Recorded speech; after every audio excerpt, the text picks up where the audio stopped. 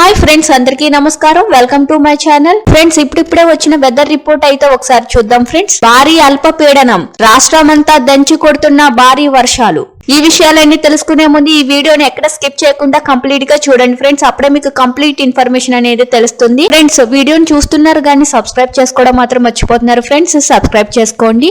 అదే విధంగా లైక్ చేయడం మాత్రం మర్చిపోకండి.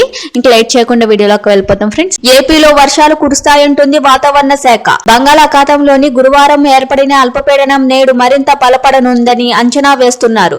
ఈ అల్పపీడనం ఉత్తరాంధ్ర, దక్షిణ ఒడిశా తీరాల వైపు పయనిస్తూ 2 రోజుల్లో వాయుగుండంగా మారే అవకాశం ఉందంటున్నారు. ఈ ప్రభావంతో శుక్ర, శనివారాల్లో ఉత్తర కోస్తాలో భారీ నుంచి అతి భారీ వర్షాలు పడతాయంటున్నారు వాతావరణ శాఖ అధికారులు. అయితే దక్షిణ కోస్తాలోని భారీ వర్షాలు, రాయలసీమలోని తేలికపాటి నుంచి ఒక మోస్తారు వానలు కురవచ్చంటున్నారు. ఈ అల్పపీడనం ప్రభావంతో ఆదివారం వరకు సముద్రం అలజడిగా ఉంటుందని వాతావరణ శాఖ అధికారులు తెలిపారు.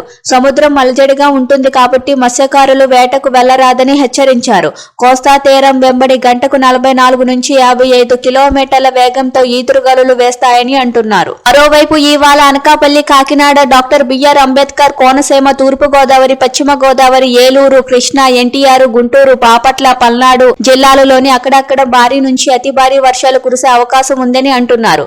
శ్రీకాకుళం, విజయనగరం, పార్వతీపురం, మన్యం, అల్లూరు సీతారామరాజు, విశాఖపట్నం, ప్రకాశం, కర్నూలు, నంద్యాల, అనంతపురం, శ్రీ సత్యసాయి, కడప జిల్లాలలోని అక్కడక్కడ మోస్తారు నుంచి భారీ వర్షాలు కురిసే అవకాశం ఉంది. తిరుపతి, చిత్తూరు, అన్నమయ్య జిల్లాలలోని కొన్ని ప్రాంతాలలో తేలికపాటి వానలు పడే అవకాశం ఉంది. లోతట్టు ప్రాంత ప్రజలు అప్రమత్తంగా ఉండి తగిన జాగ్రత్తలు తీసుకోవాలని సూచించారు.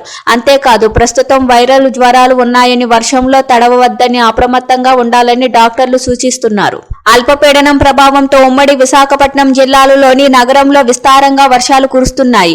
దీంతో జీవీఎంసీ అధికారులు అప్రమత్తమయ్యారు. నగర ప్రజలకు ఎప్పటికప్పుడు అప్రమత్తం చేయడంతో పాటు ఆపదలో చిక్కుకున్న వారిని రక్షించేందుకు వీలుగా జీవీఎంసీ ప్రధాన కార్యాలయంలోని command control centre control room ఏర్పాటు చేశారు. Thank you for watching.